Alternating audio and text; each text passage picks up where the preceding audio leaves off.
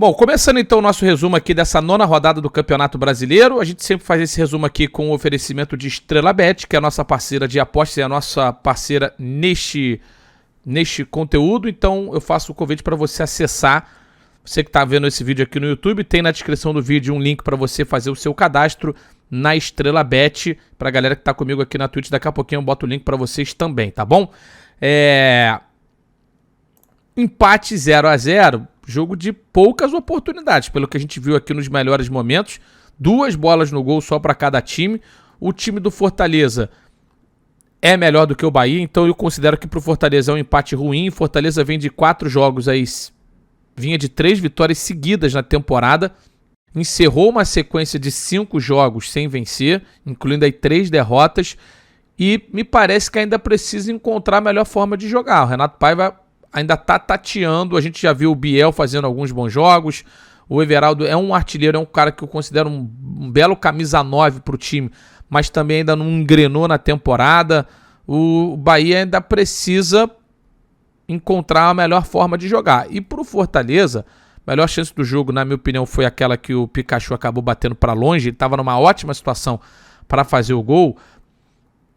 Dentro do que é o contexto do campeonato, muitos empates, 5 empates, é o time que mais empatou no campeonato até agora, só perdeu uma vez, esse é o lado bom dessa história toda.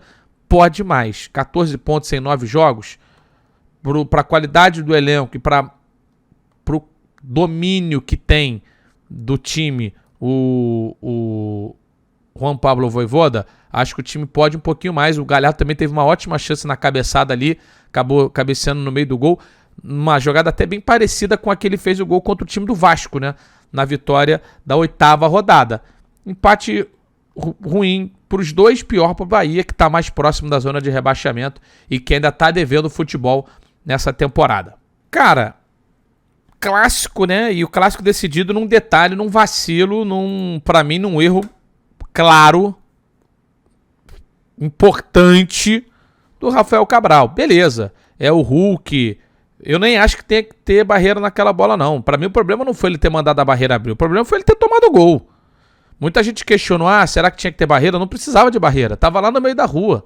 Tava todo mundo marcado. Então ali ele tem que pegar a bola. Ele tem muito tempo para ver a trajetória da bola, muito tempo para calcular onde ela vai cair e muito tempo para pensar até em qual defesa ele vai fazer. Falhou o Rafael Cabral, depois pegou outras bolas importantes. Eu acho ele um bom goleiro, tá? Pode ter falhado uma vez ou outra ao longo da temporada, mas ele é um bom goleiro, um cara que desde que chegou ao Cruzeiro tem mais contribuído do que falhado. Então não é para fazer também um escarcéu em cima do gol tomado. E o Cruzeiro vai caindo num problema que começa a se tornar até recorrente. Perder oportunidades, desperdiçar chances em profusão.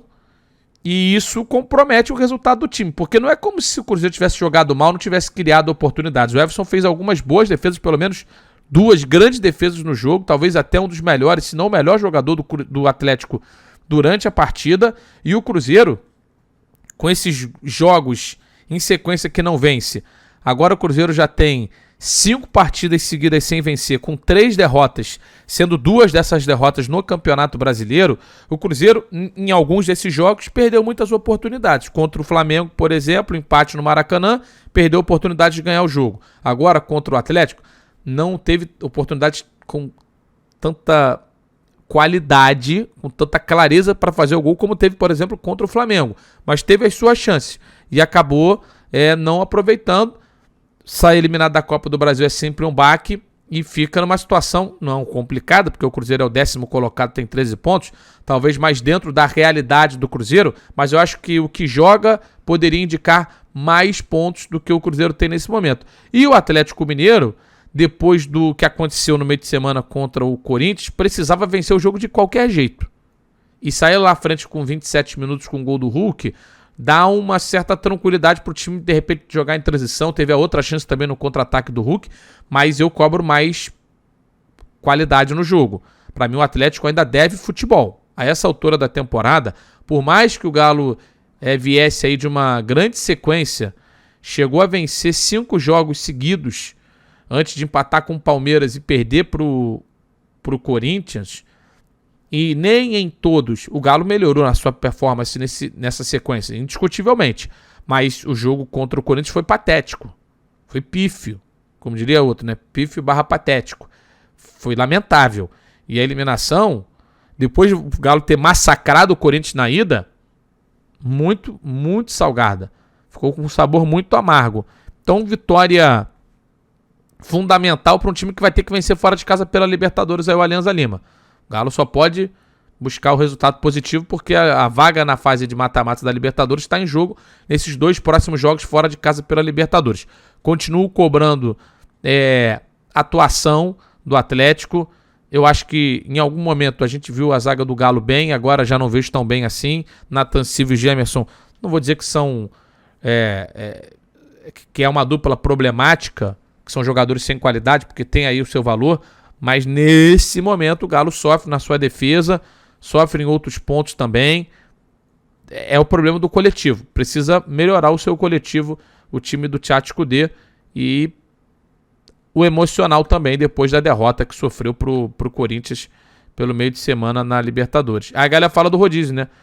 Cara, o problema foi ter feito o rodízio na Copa do Brasil.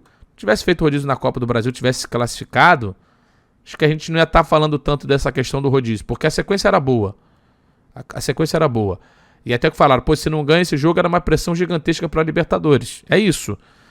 Então, eu já falei várias vezes aqui, acaba até sendo chato. Eu confio bastante no trabalho do Kudê. Eu gosto bastante do Kudê. Então, confesso que estou ligeiramente decepcionado, porque eu esperava um pouquinho mais do time. Boa, convidando pra galera para se inscrever também na KZ TV. Beleza? Lá a gente faz os jogos do Furacão. Patrick de Paula tá machucado, a galera perguntou aqui. Olha, lembrando que a gente faz esse segmento aqui junto da Estrela Bet, tá? Pra galera se cadastrar no site. Tô colocando aqui agora no chat pra quem tá com a gente na Twitch, pra quem tá com a gente no YouTube. Tem um link na descrição do vídeo também. Fechou, galera? Você que quiser fazer o seu bet, vá lá no site da Estrela Bet, deixe o seu palpite também. Uma vitória mais do que justa aqui do Atlético Paranaense, e com um golaço espetacular do Alex Santana, né? A famosa lei do ex, um balaço de longe.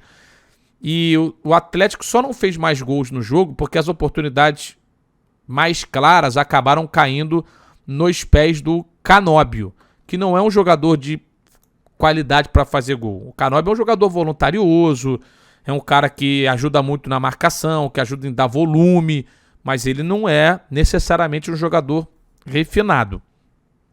E não fosse isso, pela qualidade das oportunidades que o Atlético criou, especialmente aquelas que vêm cruzada para trás, uma rasteira, em que ele bate no meio do gol, outra que vem pelo alto, em que ele ajeita na coxa e bate, também no alcance ou ao alcance do Lucas Perry, o time do Furacão poderia ter feito mais gols no jogo, e o Botafogo criou muito pouco. O Botafogo botou 4 bolas no gol do Bento, mas não criou aquelas oportunidades com qualidade que costuma criar. Até perguntei para a galera no chat, porque eu não lembro exatamente em cima de quem que teria sido a entrada lá no finalzinho do jogo para reclamar de pênalti. Não sei se foi em cima do Vitor Sá, não lembro em cima de quem que foi a jogada, um choque por trás numa bola aérea. Eu acho que ali é um lance para lá de duvidoso, tá? Para lá de duvidoso. Subindo aqui a cadeira, mas não interfere na análise em si do que eu falo, do que foi o andamento do jogo. Eu queria lembrar aqui, a galera pode botar no chat, se é que a galera lembra, em cima de quem que foi o contato por trás. E eu concordo com o Roberto Dutra, que fala no chat, pô, o Bento deveria ter oportunidade na seleção. Eu acho, para mim é um dos grandes goleiros que a gente tem no futebol brasileiro, um dos mais promissores goleiros que a gente tem no futebol brasileiro. Ele poderia muito bem ter sido convocado nessa lista pelo Ramon Menezes. Mas o Atlético, eu acho que às vezes falta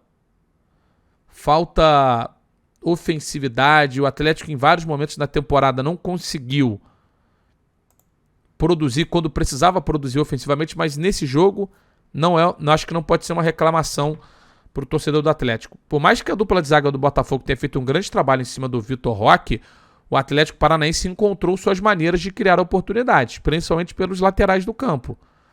Então isso é um sintoma bem positivo. Coelho, Canóbio, 2 caras que se movimentam bastante e que entregam essa intensidade que o Paulo Turra gosta. Já do lado do Botafogo, a melhor chance pra mim foi o mano que o Tiquinho fez o pivô e faz muito bem, cara. O Tiquinho é um cara completo, é um artilheiro, é um criador, mas foi um jogo abaixo. Dentro do padrão de jogos que o Botafogo vinha fazendo, um jogo abaixo. Inclusive, se a gente pegar o jogo no meio de semana no Newton Santos, em que o Botafogo foi eliminado da Copa do Brasil e que produziu para ganhar de mais de 1-0 no tempo normal. Caiu nos pênaltis. Não repetiu um jogo daquele nível o Botafogo. Então acaba sendo eliminado da Copa do Brasil lá no meio de semana e perde de novo para o Furacão. Tinha perdido por 3-2 naquele jogo espetacular pela ida da Copa do Brasil, perde agora pelo Campeonato Brasileiro. Nenhum drama, muitos vão perder lá. O Botafogo tem 7 vitórias e 2 empates e a melhor coisa que tem é você não empatar. Lógico que se você vencer mais jogos do que perder nessa matemática é melhor, mas o Botafogo ele tá tranquilo. Uma derrota que não deveria alterar o humor, tá? O humor do torcedor do Botafogo. É normal perder na Arena da Baixada, repito, vários vão perder lá e o Botafogo é líder do campeonato, tem 21 pontos e tem uma LDU pela frente, um jogo importante pela Sul-Americana e depois joga em casa de novo contra o Fortaleza. Zero drama. Já o Furacão, Libertadores contra o Libertad e depois a América fora. Uma vitória importante, mas até para recuperar um pouquinho da confiança no jogo. Porque a confiança, acho que ela veio depois da classificação também para o Botafogo. Mas era importante recuperar a confiança em jogo, porque eram 4 derrotas seguidas do Atlético Paranaense e foi um jogo um pouquinho mais acima do nível do que o time vinha apresentando. Ah, Luizinho, mas a torcida do CAP não parece muito feliz com o técnico. É verdade, não está feliz com o trabalho do Turra. Mas se repetir mais jogos como foi o jogo do sábado contra o Botafogo, eu acho que o torcedor do Atlético vai começar a criar uma paciência um pouquinho maior. Acho que isso é importante ser destacado. Vamos falar a verdade aqui, tá? Vamos lá. O Corinthians agrupou forças na semana passada, conseguiu vencer o Fluminense e conseguiu eliminar o Atlético Mineiro. E a realidade das atuações do time não indicavam que o Corinthians venceria nenhum dos 2 jogos. E venceu os 2. E aí baixou um pouquinho a intensidade, a competitividade, criou pouco. Teve uma cabeçada do Roger Guedes ali no primeiro tempo na trave. Corinthians jogando com 3 zagueiros, que eu acho que até pode ser uma solução legal para liberar o Fábio, o Fagner e tentar ficar um pouquinho mais protegido na defesa. Não é 3 zagueiros, nada. Não é porque tem 3 zagueiros que é uma escalação defensiva. Mas eu acho que pode ser algo interessante aí para o Luxemburgo tentar. Mas o Corinthians criou muito pouco. A realidade é que o Corinthians criou muito pouco. Foram 2 bolas no gol. Ainda teve a bola na trave. Um pênalti perdido já quando estava 2-0 nos 46 minutos do segundo tempo. E o América, primeiro tem que destacar um mérito do time do time mineiro. Que é ter mantido o Wagner Mancini mesmo depois de um início de campeonato horroroso em resultados, não em performance. Em resultado, não em performance. E o curioso é que o América começou a vencer alguns jogos em que talvez não tenha feito grandes atuações. Essa foi uma. Não fez um grande jogo o América. Foi melhor do que o Corinthians? Foi melhor do que o Corinthians. Conseguiu fazer o seu gol de pênalti naquele pênalti que é no Brasil muitas vezes dado. E eu acho que seja braço um pouquinho aberto, mas eu me incomodo, porque ali não há intenção de botar o braço e para mim é um mínimo, sim, tá um pouquinho aberto. Beleza, é o mínimo da ampliação da área do corpo. Então dá para compreender a marcação do pênalti. E o América foi muito feliz na cobrança, o Danilo Avelar. Bateu muito bem. Ali não tem goleiro que pegue uma cobrança rasteira cruzada do jeito que ele bateu. E depois um belo gol também do Renato Marques ali na jogada pelo lado direito. E é um América que eu acho que vai dar muito trabalho. E é um confronto direto contra o rebaixamento. A realidade do Corinthians agora é essa e do América também. Sobrevivência. E até o que fala o Rod aqui no chat. Pô, o América é 1000 vezes mais organizado do que o Vasco. Com certeza. E não só que o Vasco, não. Mais organizado do que vários times. Mais organizado do que o Corinthians. O Yuri Alberto tá numa fase horrorosa. O Yuri Alberto, até a galera perguntou o que eu acho do Yuri Alberto. Eu acho um bom jogador.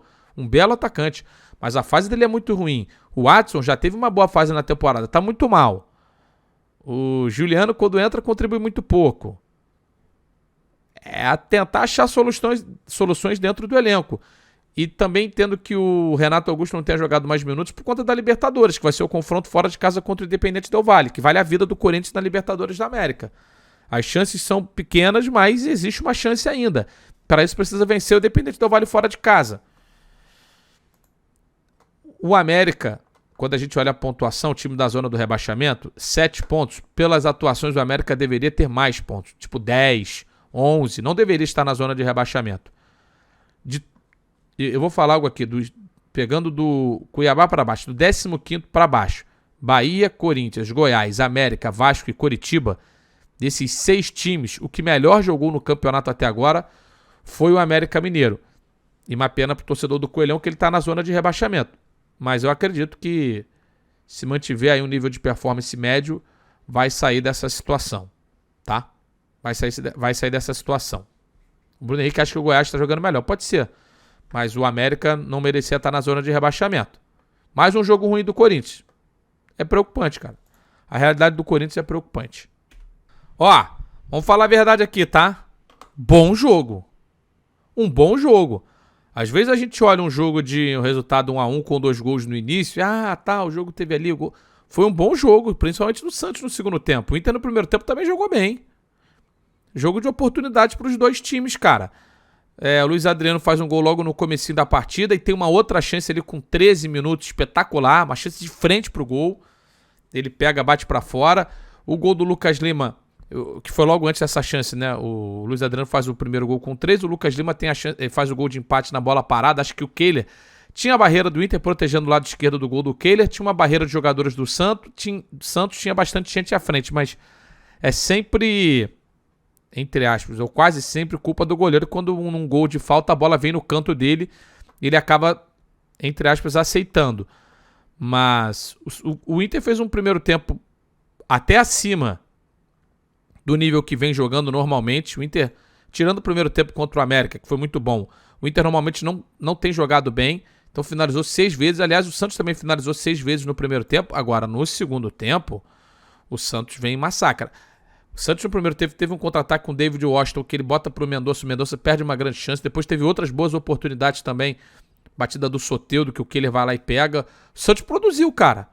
O Santos, eu acredito muito que a partir de agora, o Santos tendo um jogador como o Alisson, super identificado, que dá sustentação para outros caras fazerem menos movimentos para trás. O que eu quero dizer com isso?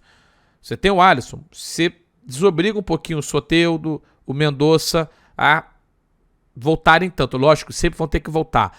Mas eles são jogadores de mais qualidade ofensiva, que podem inverter de lado, jogar um momento na direita, jogar outro momento na esquerda e fazem... tem um contra um forte, o Soteldo voltando a jogar, vai ser uma adição fantástica. O Lucas Lima fez um jogaço, né? Invertendo bola na direita, batendo falta, 2 perigosas, finalizando, tentando jogadas. O Dodi, que perdeu um gol, né? Daqueles gols que não pode perder, até porque se ele não chuta, a bola chegaria pro Mezenga, que é um cara com mais faro de gol. Mas eu acho o Santos um time que pode crescer. De verdade, acredito num crescimento do Santos, voltando Marcos Leonardo. Pode ser um time a se desenvolver ao longo da temporada. O momento ainda é de instabilidade. Tem 12 pontos, 3 vitórias, 3 empates, 3 derrotas. Mas na qualidade individual, gosto dos 2 pontas. Gosto muito do Soteldo. Acho o Soteldo um dos melhores jogadores do futebol brasileiro. Ainda não nessa volta, mas naquela primeira passagem dele aqui no Santos, ele era um dos melhores, sim. Era um dos melhores do futebol brasileiro. Acho o Mendonça um cara que pode contribuir bastante, que é muito forte na velocidade, é um cara de muita explosão. E com o Marcos Leonardo ali no comando de ataque, as coisas podem se desenvolver um pouquinho melhor. A galera tá até dizendo aqui no chat que acha que o Marcos Leonardo vai direto para a Europa. Pode ser, né? Não tem essa bet lá no site da Estrela Bet, não, mas tem outras possibilidades para você fazer o seu bet lá na Estrela Bet, que é a nossa patrocinadora em apostas e nossa patrocinadora nesse quadro aqui também. Tem um link para você entrar no chat no YouTube, na descrição do vídeo se você estiver no YouTube. Se você está com a gente aqui na Twitch agora vendo ao vivo, tem também agora no chat para você, tá? Mas eu acredito mais no trabalho do Daí Helma do que no trabalho do Mano Menezes. O momento do Mano e do Inter é péssimo. Péssimo. Ah, fez um bom primeiro tempo contra o América. Verdade. Venceu o Bahia no Campeonato Brasileiro. Ok. Mas antes disso eram 5 derrotas seguidas e futebol paupérrimo. O Santos, eu falo que eu acredito mais no trabalho, é um empate ruim diante da performance. É porque eu analisei mais a performance, não estou analisando o momento só. No momento do Santos é ruim. 6 jogos sem vencer. E uma eliminação na Copa do Brasil que custa também e pesa muito para o time do Santos. Mas eu olho para o Santos e vejo, talvez por uma crença que o Odair Helman é um técnico que pode fazer o time jogar um pouquinho mais. Eu acho que o Santos vai se desenvolver. De verdade. Lucas Lima, Soteldo, Mendonça e Marcos Leonardo é um ataque que poucos times têm no Campeonato Brasileiro. E até o Yurel falou, pô, o Santástico está surpreendendo na minha opinião. Eu diria que depois do início ruim na temporada, algumas performances recentes no Campeonato Brasileiro, elas demonstram, ou pelo menos sugerem que o time possa melhorar. Vamos lá! Vitória do Fluminense necessária para o time voltar, pelo menos a respirar, voltou a fazer gols. Eu fiz um vídeo mais longo no canal para quem quiser assistir depois, mas eu vou fazer aqui um comentário um pouquinho breve sobre o jogo. O Red Bull Bragantino, que me preocupava muito no começo da temporada e muito antes do campeonato começar, já não me gera tanta preocupação, porque eu vejo o time fazendo bons jogos. E esse jogo contra o Fluminense, o time saiu derrotado, mas não jogou mal.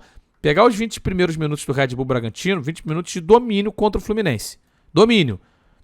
Perda da posse no campo de ataque, recuperação rápida, pressão lá no alto, pressão bem executada, recuperação de bola e chances criadas, com finalizações e com cruzamentos para a grande área. Vitinho, Sacha, sabe? Funcionou o jogo do Red Bull Bragantino no primeiro tempo. Quer dizer, no primeiro tempo. Nos 20 primeiros minutos. E o Red Bull Bragantino conseguiu uma proeza, que é tomar um gol de contra-ataque do Fluminense. O Fluminense normalmente não faz gols de contra-ataque. O Fluminense não tem velocidade para fazer gol de contra-ataque. E por fazer essa pressão lá no ataque e por estar posicionado lá na frente, o Red Bull Bragantino tomou um gol no contra-ataque por um único motivo. 3 jogadores do Fluminense, coisa rara de acontecer, atacaram, saíram correndo quando o Fluminense pintou com o contra-ataque. O Cano, primeiro a participar, o John Aires, que foi quem pegou a sobra depois da tentativa de domínio do Cano, e o Ganso, que deu uma disparada lá de trás e se colocou numa ótima condição para receber essa bola. Poucas vezes isso acontece. Então o Fluminense fez um raríssimo gol de contra-ataque e até aquele momento do jogo, tá bom, alguns minutinhos antes, se a gente quiser colocar aqui 5 minutos antes de fazer o gol, o Fluminense já tinha equilibrado um pouquinho mais as ações, para ser mais justo. Mas o gol sai no contra-ataque e a partir do gol, o Fluminense começa realmente a dominar o primeiro tempo, porque a troca de passes lenta do Fluminense na defesa, quando ela não funciona, e ela não funciona exatamente quando ela é lenta, ela faz com que o time não saia de trás e seja pressionado constantemente e consecutivamente, né? Repetidas vezes pelo adversário. Quando ultrapassa essa linha, às vezes está faltando força para o time chegar no ataque e fazer aquele toque envolvente com mais gente. Só que, a partir do instante que fez o gol, o Fluminense conseguiu colocar mais gente no ataque, fazer mais a sua troca de passes e produzir mais jogo, mais volume ofensivo. Até fazer também o seu segundo gol numa jogada ensaiada que é muito bonita, né? Muito bonita a jogada ensaiada do Fluminense, jogada com o Cano, com o Ganso para o chute do Lima, pegou na trave, o Felipe Melo empurrou, o Felipe Melo faz um bom jogo e ele contribui muito para essa troca de passes às vezes do Fluminense que é um pouco mais lenta, ele pega essa bola, ele inverte e ele cria espaço, então ele tem sido importante, ou ele foi importante nesse jogo para o Fluminense, um dos melhores do time, sem dúvida alguma, na minha opinião. Era mais importante o Fluminense voltar a vencer, estava jogando mal nas últimas partidas, faltando agressividade. O Fluminense já foi mais agressivo nesse jogo, tanto é que finalizou 12 vezes, só que permitiu ao Red Bull Bragantino uma reação no começo do segundo tempo. O golaço do Thiago Borbas E aí valeu também um pouco da maturidade do Fluminense. Sabe aquela expressão que a gente usa no futebol de furar a bola? Depois de ter tomado o gol, o Fluminense furou a bola. Começou a trocar passes, segurar mais o jogo, sofreu muito pouco, até teve a melhor oportunidade depois de ter tomado o gol, que foi a oportunidade do Lelê no chute ali que pegou o goleiro no contrapé, mas, de maneira geral, sofreu pouco, apesar do Red Bull Bragantino ter tido a bola no segundo tempo, em muitos momentos, ter circulado até em algum instante a grande área do Flu, não criou grandes oportunidades. Foi criar uma chance lá no finalzinho do jogo, uma chance maravilhosa com o Mosqueira, numa bola que estava controlada pelo Fluminense, saiu jogando mal, foi um chutão do Manuel, que acabou resultando num contra-ataque, porque o Thiago Santos estava fora de posição, e aí quase tomou o gol numa bola final. Acontece, uma vitória importante para o Fluminense, ainda acho que falta, assim, se você for olhar de 0 a 10, o quanto que o Fluminense jogou bem dentro do seu modelo, diria 3,5, 4. Ou seja, tem bastante margem para evolução, pensando no modelo do jogo do Fluminense. Vai ter um confronto duríssimo contra o River Plate pela Libertadores da América, em que nem de longe o Fluminense é favorito. Ainda mais se olharmos o quão mordido deverá estar a equipe do River Plate depois de ter sido goleada no Maracanã. Mas um resultado fundamental. Para o Red Bull Bragantino, uma derrota que eu acho que não deveria tirar os prumos do Red Bull Bragantino. Um time que tem jogado bem, cara. Um time que tem jogado bem, até contra alguma expectativa minha. Olhar para os últimos jogos do Red Bull Bragantino, estava numa invencibilidade de 8 jogos.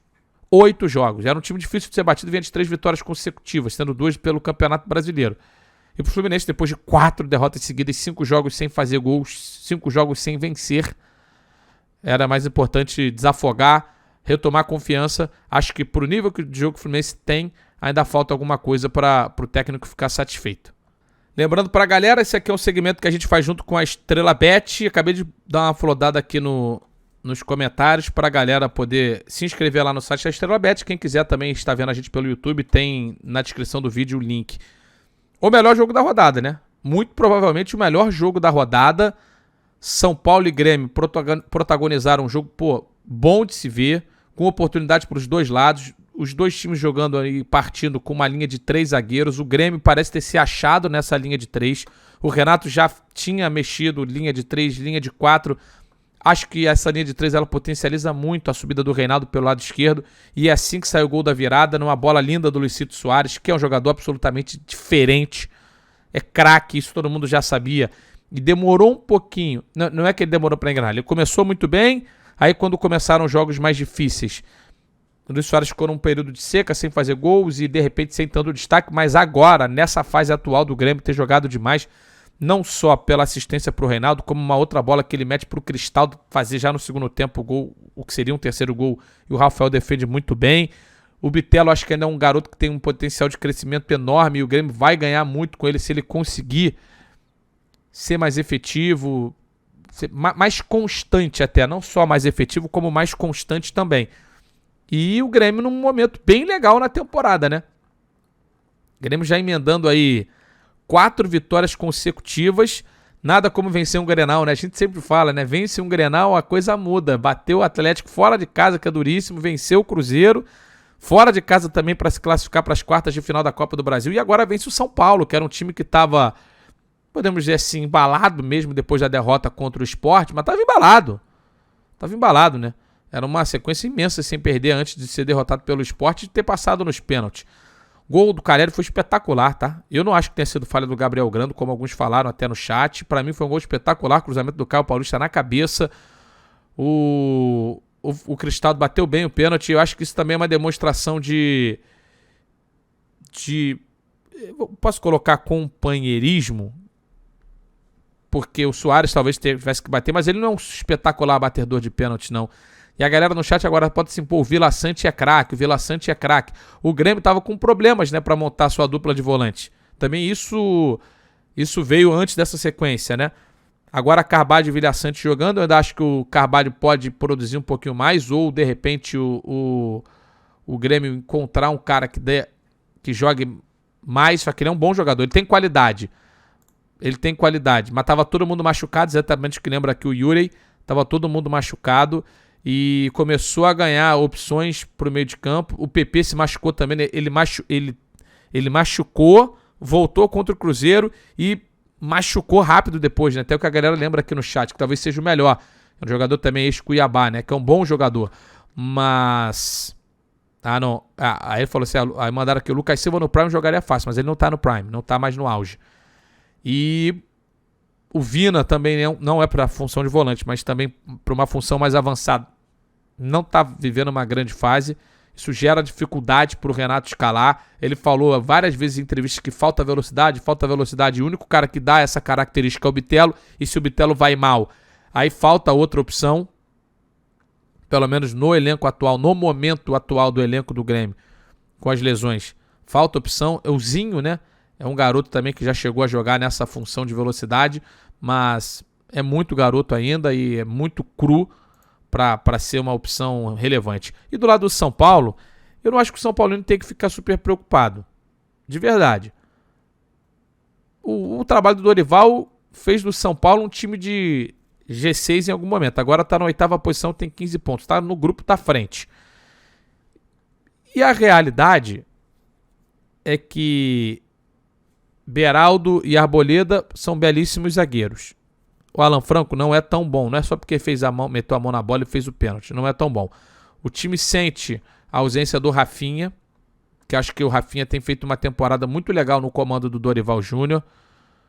O Pablo Maia foi um garoto que cresceu também nessa sequência boa do São Paulo. Marcos Paulo, mais um que entrando e vai começando. Falei isso antes, né? Começa a devolver um pouquinho mais nessa contratação. Tem a bola do Rodriguinho, né? Que seria no começo do segundo tempo também, né? Seria um golaço do São Paulo. São Paulo não jogou mal, não, cara. São Paulo criou, chegou no final do jogo, o Luciano teve uma ótima chance, o final do jogo foi de pressão pro time do São Paulo. São Paulo termina o segundo tempo com 70% de posse de bola, 11 finalizações, tentando o gol a todo momento. São circunstâncias, uma arena lotada. Eu quero falar do Rafael rapidinho, tá? Porque ele falha. Claramente ele falha no gol do Reinaldo, mas ele tem muito crédito.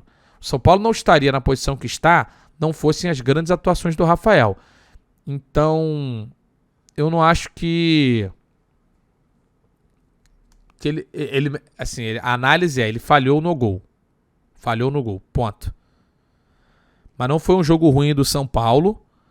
E o Rafael tem sido um dos grandes destaques do time. Então acho que é duro crucificá-lo pela derrota num jogo em que o São Paulo produziu. Tá tudo bem. Tá tudo bem. Perder fora de casa pro Grêmio, numa arena cheia, tá no padrão. E mais ainda se você for olhar para a produção do jogo. Olhando para a produtividade, não acho que o torcedor do São Paulo tenha que se preocupar também. Importante. Bom jogo. Talvez o melhor da rodada.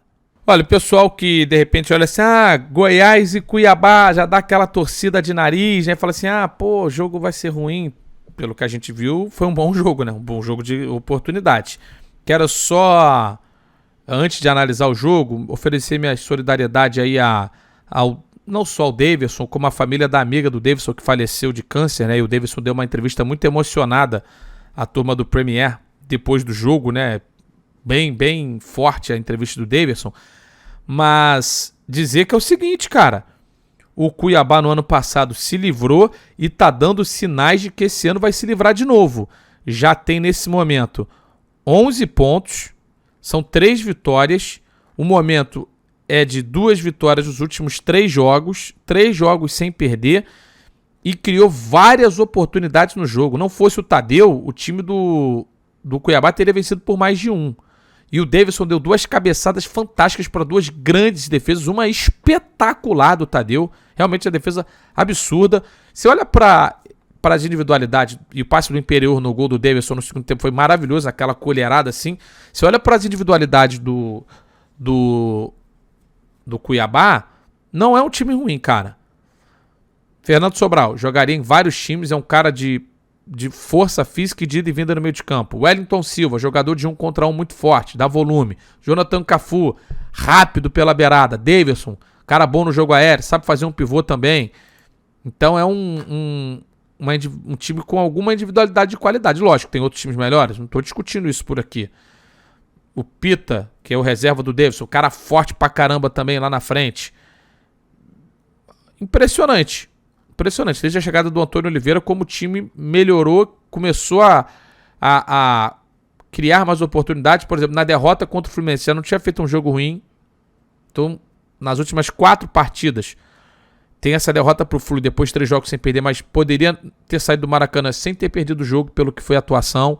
Então, acho que é um time em viés de alta. E o Goiás, o primeiro tempo não foi ruim. O segundo tempo foi. Ainda mais para quem teve que buscar o resultado em praticamente todo o segundo tempo. O primeiro tempo foi um primeiro tempo legal. O Maguinho é um bom jogador. O Zé Ricardo, camisa 5, acho um bom jogador. O Julian Palacios também é bom jogador. São 3 caras legais. Mas já começa também a ser criada uma situação um pouco preocupante de meu primeiro time na zona de rebaixamento. O jogo foi melhor do que eu, pelo menos, imaginava. É uma máquina de jogar futebol o time do Palmeiras. Vamos falar a verdade, gente? É uma máquina de jogar futebol o time do Palmeiras. Pouco importa como o time vai ser escalado. O time basicamente entrega performance e solidez coletiva sempre. Sempre. E ainda mais quando você olha para a linha de defesa. Basicamente a linha de defesa é titular. O meio de campo titular. O ataque titular e a recepção do Rafael Veiga, que não podia jogar, estava suspenso. Era o time ideal do Palmeiras. E o time ideal do Palmeiras triturou o Coritiba. Triturou o Coritiba. Sem fazer muita força. Joga muito, cara. Por isso que é o melhor time do Brasil há alguns anos. E aí quando a gente olha, não é só na questão individual, é o melhor time porque o Abel Ferreira mantém sempre o time na ponta dos cascos. É difícil você ver o Palmeiras desajustado em campo. Tomou o gol porque se enroscaram lá Luan e o Everton, senão não teria tomado gol. Não só não teria tomado gol, como assim, não teria sofrido susto nenhum durante o jogo. Fez 3, teve gol anulado, 2 gols do Rony, o terceiro um golaço. O primeiro um golaço também, o Arthur veio muito bem, né? Impressionante como o Arthur chegou, não precisou de 1 minuto de adaptação. Voltou como se não tivesse saído. Ou melhor, voltou melhor do que tinha saído. Essa que é a grande realidade. Jogando muito, cara. Jogando muito. E aí, ele jogando muito, ele desonera um pouquinho ali a necessidade do Dudu estar sempre participando do jogo, do Rafael Veiga, do próprio Rony. Ele começa a jogada do gol e vai finalizar na área. É o que fala o Conforto. O time é muito entrosado e consistente. Então é difícil o Palmeiras perder jogos. Portanto, para mim é o grande candidato ao título brasileiro, é o melhor time do Brasil e é o melhor time não só pelas individualidades, como pela forma com que o Abel consegue fazer esse time jogar. O Rony voltou a fazer os gols e nunca questionou se ele deveria ser titular ou não, e está correto em não se questionar. O Rony voltando a fazer gol dá mais tranquilidade para o time, jogadoraço, timaço, e o Coritiba é o pior time do campeonato. E não é o pior time só porque tá na lanterna. É o pior time porque não consegue jogar. É o pior time porque só fez 8 gols. Sendo que alguns desses aí de vacilos do adversário, como esse agora. Tem outros times que só fizeram 8 gols? Verdade. Internacional, Cuiabá, Corinthians. O Goiás é o pior ataque, só fez 7. Mas o Goiás joga mais do que o Coritiba. O Coritiba é o time que menos joga. Joga muito mal. Futebol muito pobre. E o Palmeiras já é o vice-líder, 19 pontos. Já é não, né? Continua sendo vice-líder, 19 pontos. Seta apontada para cima, time muito entrosado, time com qualidade no banco, com qualidade no time principal, entrosamento. Acho que não tem nem muita coisa a falar do Palmeiras. Porque eu vejo brilhantismo na coletividade. Eu não vejo só brilhantismo num drible, numa jogada individual. Vejo brilhantismo, vejo coisas gostosas, vejo coisas bonitas. Quando você tem um conjunto harmônico, e é o que o Palmeiras oferece. Sempre. O mais importante do que ser um conjunto harmônico em alguns momentos é ser um conjunto harmônico sempre. Sempre. Essa é a marca do Palmeiras. Consistência. Fantástico. E vamos para o último jogo. Eu tenho que só buscar aqui porque não está na lista, né? Porque esse jogo terminou agora. Deixa eu só pegar aqui. Pera aí, gente. Bom, vamos lá analisar o Clássico dos Milhões aqui. Repito que nesse jogo também eu fiz um vídeo só para esse jogo, tá lá no canal no YouTube também. E já agradecendo a Estrela Bet, que é a nossa patrocinadora nesse quadro e em tantos outros projetos aqui na Twitch, no YouTube, no Instagram e muito mais. Para quem quiser se cadastrar no site da Estrela Bet, estou colocando o link aí no chat. E para você que está comigo no YouTube, tem também esse link na descrição do vídeo. Já agradeço você ter ficado comigo até esse momento aqui, falando da rodada. Vamos lá. O Flamengo massacrou. A retórica de o Vasco jogou 10 bons primeiros minutos. Beleza, jogou. E aí? 10, 15 bons minutos. Não interessa. Foi um massacre. Massacre do Flamengo para cima do Vasco. 4-0. Ficou até barato no primeiro tempo. Poderia ter sido 5. Poderia ter sido 5 no primeiro tempo. Poderia ter sido mais se o Flamengo tivesse pisado no acelerador no segundo tempo. Tamanha distância entre os times. Nem sempre a gente vê diferença individual sendo traduzida em diferença em placar. E diferença coletiva sendo traduzida em diferença também no resultado. Hoje a gente viu tudo isso. O Flamengo é melhor individualmente e melhor coletivamente. Inclusive, alguns pontos legais do Flamengo. Joga bem quando joga com 3 zagueiros, joga bem quando joga com 4 zagueiros. O Pulgar, falei sobre isso no vídeo mais longo que gravei, o Pulgar tem sido uma ótima notícia para o torcedor do Flamengo, porque o Sampaoli, não vou nem falar que recuperou o Pulgar, ele trouxe o Pulgar pro Flamengo, né? Porque o Pulgar não estava jogando. E quando eu falei 4 zagueiros, eu digo uma linha de 4, tá? Pra não deixar qualquer dúvida. Joga bem numa linha de 3 zagueiros, joga bem numa linha de 4 zagueiros. E o Sampaoli trouxe o Pulgar pra jogar no Flamengo.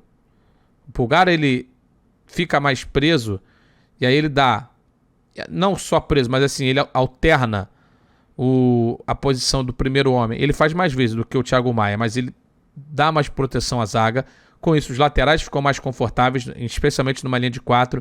O Gerson ganha muita liberdade e aí ele joga aquilo que ele joga de melhor. Chegando próximo da área, criando jogadas, pisando na área. E a gente viu no segundo gol do Flamengo o quanto que o sistema do Sampaoli funciona, porque ele não só deixa, como incentiva os jogadores a entrarem na área. E aí, quando chega o Arrascaeta para levantar na área, o Gerson entra, já tinham 2 jogadores ali e fica um cara livre, que foi o Gerson, para cabecear essa bola. Massacre do Flamengo, numa boa. O Flamengo dominou o jogo no primeiro tempo de uma forma, expôs o Vasco numa situação pesada. Foram 5 finalizações no primeiro tempo, 4 gols. 5 finalizações no gol, tá? 4 gols, 8 finalizações, sendo uma na trave, que seria um golaço até fechou o microfone aqui. Um golaço do Arrascaeta, um golaço. Isso sem Everton Ribeiro, sem Gabigol, sem o Léo Pereira, que também é outro desfalque de um jogador titular. Partidaça. Tanto é que o Flamengo se poupou no segundo tempo. Eu até nem gosto de ficar analisando o jogo pelo segundo tempo. O Vasco criou chances no segundo tempo, fez o gol e teve outras oportunidades. Não interessa. Teve porque o Flamengo permitiu. Posso estar sendo cruel, mas para mim é verdade. Teve porque o Flamengo permitiu. Teve porque o Flamengo não quis ser intenso, não quis continuar pressionando. Por isso que o Vasco teve ali suas chances de fazer gol. Se o Flamengo quisesse, o Flamengo provavelmente teria amassado o Vasco no segundo tempo também. Não é tirar o mérito do Vasco, é analisar o contexto. Estava 4-0. E o Flamengo ainda ficou tocando bola, ficou trocando passes, ficou basicamente cozinhando o jogo no segundo tempo, a ponto de ter trocado, só na segunda etapa, 284 passes. Mais passes trocados no segundo do que no primeiro tempo, em que ele massacrou. Só para você ter noção do que foi o segundo tempo do Flamengo. O segundo tempo de administrar o resultado. Agora, e aí eu quero destacar, o São Paulo vai ter em breve aí 1 semana para trabalhar na data FIFA. Vai ser a primeira vez que ele vai ter um tempo maior de trabalho. A tendência é o time melhorar e o time já está bem. É o time da Série A com maior sequência de invencibilidade. O Flamengo está aí numa sequência agora de 8 jogos sem perder, com 5 vitórias e 3 empates nessa sequência. Teve jogos que poderia ter sido derrotado? Teve. Cruzeiro, por exemplo, em casa, seria uma derrota pelo que foi o jogo, né? Se a gente tivesse dado derrota por pontos. Mas não é isso que é o futebol. O futebol é bola na rede. Então, momento ótimo. Talvez o melhor do Flamengo na temporada. E viés de alta pelo que tem de potencial o elenco e pelo que é o Sampaoli como o treinador. E aí, pra gente olhar pro Vasco, a realidade é que o Vasco tá numa situação delicadíssima.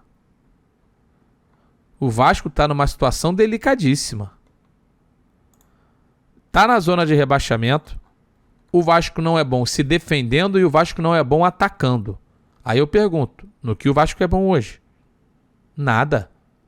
Se em algum momento da temporada, pegando os 2 primeiros jogos, por exemplo, o Vasco era um bom time, se defendendo e saindo em velocidade, com o Peck principalmente que estava jogando muito, com o Rodrigo, Jair e Andrei protegendo a zaga, isso não existe mais.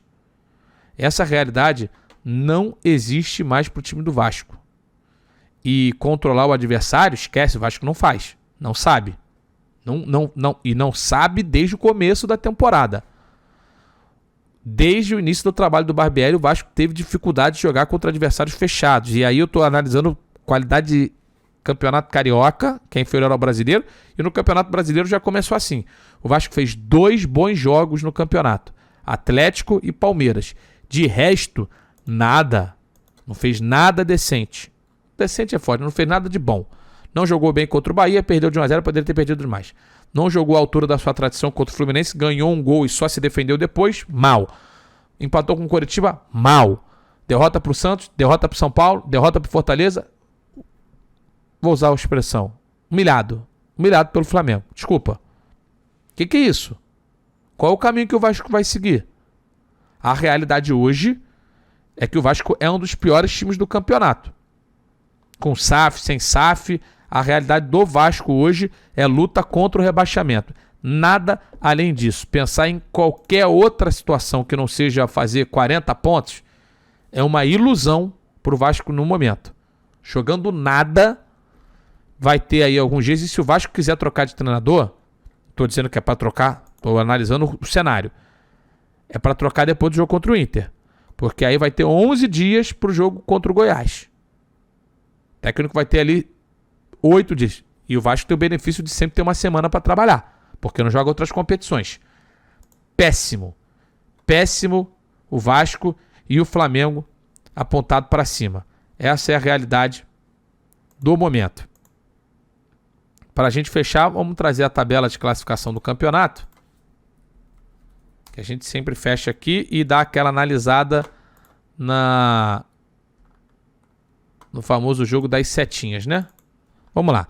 Botafogo segue líder do campeonato, setinha pro lado, não fez uma boa atuação contra a equipe do Atlético Paranaense. Palmeiras, setinha para cima, belo jogo, um dos grandes jogos em atuação dessa rodada foi do Palmeiras. Atlético, eu vou botar seta pro lado, acho que não fez um grande jogo contra o Cruzeiro, apesar da vitória, mas seta pro lado. Grêmio, seta para cima, ótima sequência, melhor do time na temporada nos confrontos desse nível. Seta para cima pro Flamengo, parece ter se encontrado e tem coisas boas vai vir pela frente. Seta pro lado pro Fluminense, ganhou, mas não fez um grande jogo. Então, não é porque venceu que vai ganhar seta para cima. Seta para cima pro Atlético Paranaense, depois de jogos ruins, fez um bom jogo contra o Botafogo. Eu vou manter seta pro lado pro São Paulo. Perdeu, mas não jogou mal. Seta pro lado pro São Paulo, seta pro lado pro Fortaleza. Poderia ter jogado mais no empate. Seta pro lado pro Cruzeiro. Não foi mal necessariamente na derrota pro Galo. Seta pro lado pro Red Bull Bragantino, também não fez um jogo ruim. Eu vou botar seta para cima pro Santos, apesar do empate, fez um bom jogo contra o Internacional. Seta pro lado pro Inter. Seta para cima Cuiabá, bom jogo e boa vitória. Seta... difícil aqui pro Bahia, tá? Tô em seta pro lado e seta para baixo, mas vou botar pro lado. Corinthians para mim seta para baixo.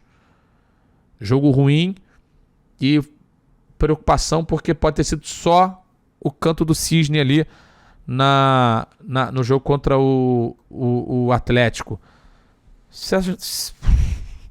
Vou botar que seta pro lado pro Goiás. Subir na cadeira. Seta pra cima pro América pela vitória. Seta muito para baixo pro Vasco. Seta muito para baixo também pro time do Coritiba. Próxima rodada de número 10. Coritiba e Santos, Bahia e Cruzeiro, Corinthians e Cuiabá, Atlético e Red Bull Bragantino, Botafogo e Fortaleza, América e Atlético, São Paulo e Palmeiras, hein? Jogão, tá? Jogão, 2 times em bom momento.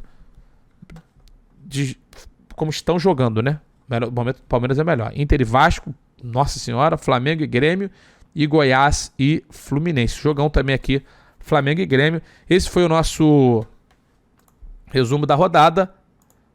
Um oferecimento Estrela Bet, tá aqui no link, tá no chat o link para vocês acessarem, se cadastrarem no site da Estrela Bet, deixarem o seu bet sempre com responsabilidade. E para você que tá comigo no YouTube, deixe seu like, se inscreva no canal e tem também na descrição do vídeo um link para vocês acessarem, beleza?